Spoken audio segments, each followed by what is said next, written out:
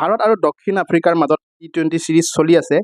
ইতিমধ্যে দ্বিতীয়খন টি-20 মেচ অনুষ্ঠিত হৈ গৈছে আৰু দ্বিতীয়খন টি-20ত ভাৰত 51 ৰানত পৰাস্ত হৈছে। প্ৰথমখন টি-20ত ভাৰতে জয়লাভ কৰিছিল। 5খন টি-20 অনুষ্ঠিত হ'ব আৰু 3খন টি-20 আছে। ছিৰিজটোত এতিয়া 1-1ত ড্ৰ চলি আছে। তো দ্বিতীয় টি-20ত ভাৰতে বেয়াকৈ পৰাস্ত হৈছে বুলি ক'ব লাগিব। বেটে বলে দুয়োটাৰে ভাৰতৰ বেয়া প্ৰদৰ্শন হৈছে। মেচখনত দক্ষিণ আফ্ৰিকাই প্ৰথমে বেটিং কৰিছিল আৰু এটা বিগ টাৰ্গেট দিছিলে। ক'বলৈ গ'লে 213 ৰান কৰিছিলে 20 অভাৰত 4টা উইকেটত। ভাৰতৰ বলিং একেবাৰে বেয়া হৈছে। বলিঙত যদি বলিং প্ৰদৰ্শন চাওঁ ভাৰতৰ, তেতিয়াহ'লে হৰ্ষদীপ সিঙে 4 অভাৰ 54 ৰান দিছে, এটা উইকেট লাভ কৰা নাই। যদি ইকনমি চাওঁ তেতিয়াহ'লে 13.5কে দিছে। যশপ্ৰীত বুমৰাহ বলিং ভাল হোৱা নাই। যশপ্ৰীত বুমৰাহ বলিং ভাল হোৱা নাছিলে। 4 অভাৰ 45 ৰান দিছে। বৰুণ চক্ৰৱৰ্তী অলপ ভাল বলিং কৰিছে। 4 অভাৰ 29 ৰান দি দুটাকৈ উইকেট লাভ কৰিছে। অক্ষৰ পেটেল 3 অভাৰ 27 ৰান দি এটা উইকেট লাভ কৰিছে। ইমানো বেয়া বলিং কৰা নাই, কিন্তু হাৰ্দিক পাণ্ডিয়া 3 অভাৰ 34 ৰান দিছে, বেয়া হৈছে bowling. Shivam Dube 2 over 18 run, ইমান এটা ভাল বলিং হোৱা নাই। অৰ্থাৎ যি মিডিয়াম যি ফাষ্ট বলাৰ আছে, এই বলাৰসকলৰতো প্ৰদৰ্শন বেয়া হৈছে। বাকী চাবলৈ গ'লে যি স্পিনাৰ আছে বৰুণ চক্ৰৱৰ্তী আৰু অক্ষৰ পেটেল, এই দুগৰাকী বলিং অলপ ভাল হৈছে। বাকী বল ইমান এটা ভাল হোৱা নাই। দক্ষিণ আফ্ৰিকাৰ হৈ সৰ্বাধিক কুইণ্টন ডিককে কৰিছে 90 ৰান কৰিছিলে 46 বলত। তো 5টা ফৰ 7টা 6 সহায়ত টাবতৰ বেটিং বুলি ক'ব লাগিব কুইণ্টন ডিককৰ। কিন্তু সেই হিচাপত যদি আমি ইণ্ডিয়াৰ বেটিং চাওঁ, তেতিয়াহ'লে ইণ্ডিয়াই একেবাৰে বেয়া বেটিং কৰিছে। 19 অভাৰ 1 বলত 162 ৰান কৰি অল আউট হৈ গৈছে। তো ইণ্ডিয়াৰ বেটিং লাইন আপ যদি চাওঁ, তেতিয়াহ'লে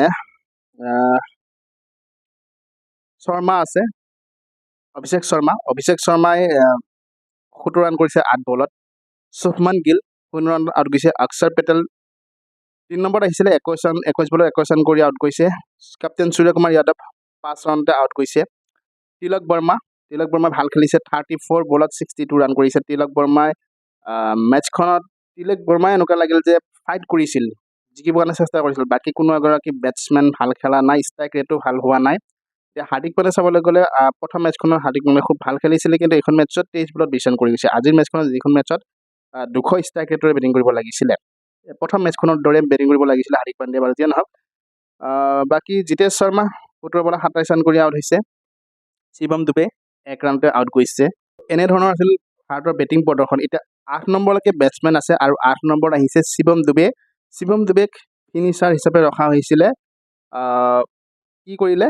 2 বলত 1 ৰান কৰি আউট গৈছে। তাৰপিছত আমি যদি চাওঁ, অক্ষৰ পেটেল 3 নম্বৰত আহিছিলে, 21 বলত 21 ৰান কৰি আউট গৈছে।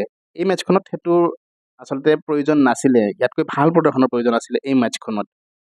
আৰু অভিষেক শৰ্মাই যোৱা 2খন মেচত বেয়া খেলিছে। আগতে ভাল খেলি আছিলে, যোৱা 2খন মেচত বেয়া খেলা দেখা গৈছে অভিষেক শৰ্মা। কিন্তু শুভমান গিলৰ যদি কথা কওঁ, শুভমান গিল একেৰাহে ফেইল হৈ আছে টি-20ত। একেৰাহে শুভমান গিল ফেইল হৈ আছে। যোৱা মেচখনতো 0 ৰানত আউট গৈছিলে। শুভমান গিলে টি-20ত ৰান কৰিব কেতিয়া? এগৰাকী ভাল খেলুৱৈ হয় শুভমান গিল, কিন্তু টি-20ত এই যিটো অপেনাৰ পজিশ্যনত বহি আছে শুভমান গিলে, এইটো বাৰু শুভমান গিলৰ বাবে ঠিক আছেনে বাৰু? শুভমান গিলতকৈ ভাল প্ৰদৰ্শন কৰি সঞ্জু চেমছন বাহিৰত বহি আছে। 2খন মেচতো ফেইল, তাৰ আগতেও ফেইল হৈছে শুভমান গিলে টি-20ত। তাৰপিছতো শুভমান গিলে ভাইচ কেপ্টেইন হৈ খেলি আছে, উপ কাপ্তান। এইটো কি আচৰিত কথা আচলতে। কাৰ আশীৰ্বাদ শুভমান গিলে এনেকৈ চান্স পাই আছে টি-20ত। ন' ডাউট ওৱান ডেত ODI মেটছত শুভমান গিল খুব ভাল খেলুৱৈ এগৰাকী, কিন্তু টি-20ত যিদৰে বেটিঙৰ প্ৰয়োজন, সেইদৰে কিন্তু বেটিং শুভমান গিলে কৰিব পৰা নাই। কাৰ আশীৰ্বাদ আছে? ইয়াতে কোচ গৌতম গম্ভীৰক নিশ্চয় আঙুলিয়াবই। তাৰপিছত আৰু বেটিং পজিশ্যন যদি চাবলৈ যাওঁ, বেটিং কাক কেতিয়া পঠাব লাগে সেইটো মানে কি ক'ম আৰু।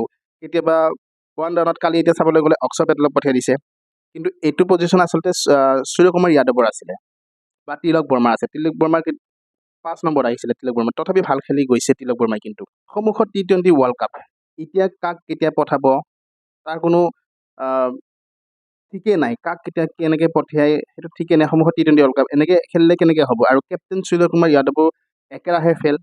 সূৰ্যকুমাৰ যাদৱৰ পৰা বেটিং বহু দিনৰ পৰা আমি ভাল এটা ইনিংছ দেখিবলৈ পোৱা নাই সূৰ্যকুমাৰ যাদৱৰ পৰা। তো শুভমান গিল সূৰ্যকুমাৰ যাদৱ একেৰাহে ফেইল হৈ আছে। শুভমান গিলক মই ভাবোঁ টি টুৱেণ্টিত একচুৱেলি শুভমান গিলতকৈ ভাল বেটিং বাহিৰত বহি আছে। মই যদি যশস্বী জয়ছোৱালৰ কথা কওঁ, যশস্বী জয়ছোৱালে খুব ভাল টি টুৱেণ্টিত। অভিষেক শৰ্মা আৰু যশস্বী জয়ছোৱাল যদি অপেনাৰ আহে ভাল লাগিব, আৰু সঞ্জু চেমছনো আছে বহি। তো তেনে ক্ষেত্ৰত মই ভাবোঁ শুভমান গিলে প্লেইং 11ত থাকিব নালাগে টি টুৱেণ্টিত। যিটো সময়ত ইণ্ডিয়া টীমত চান্স পাবলৈ বাহিৰত আৰু বহুত প্লেয়াৰে অপেক্ষা কৰি আছে, সেইটো সময়ত এই টীমটো মই অলপ কমজুৰি পাই আছোঁ। এই টি টুৱেণ্টি যিটো টীম, এই টি টুৱেণ্টি টীমটোৱে যদি এই যে প্লেইং 11 খেলিছে, এই মূল একাদশত খেলিছে, এই মূল একাদশৰ টীমটো যদি টি টুৱেণ্টি ৱৰ্ল্ড কাপত খেলে, তেতিয়াহ'লে টি টুৱেণ্টি ৱৰ্ল্ড কাপ জিকাটো অলপ কঠিন হ'ব বুলি মই ভাবোঁ। অলপ ভাবিব হ'ল টীম চিলেকশ্যনত।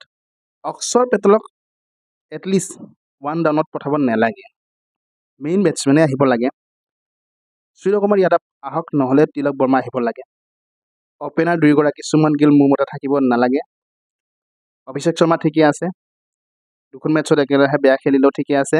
মই ভাবোঁ অভিষেক শৰ্মাৰ লগত হয় সঞ্জু চেমছন হ'ব লাগে, নহ'লে যশস্বী জয়ছোৱাল হ'ব লাগে। মই ভাবোঁ তাৰপিছত তিলক বৰ্মা, নহ'লে সূৰ্যকুমাৰ যাদৱ। যিহেতু সূৰ্যকুমাৰ যাদৱ বেয়া খেলিলেও কেপ্টেইন হয়।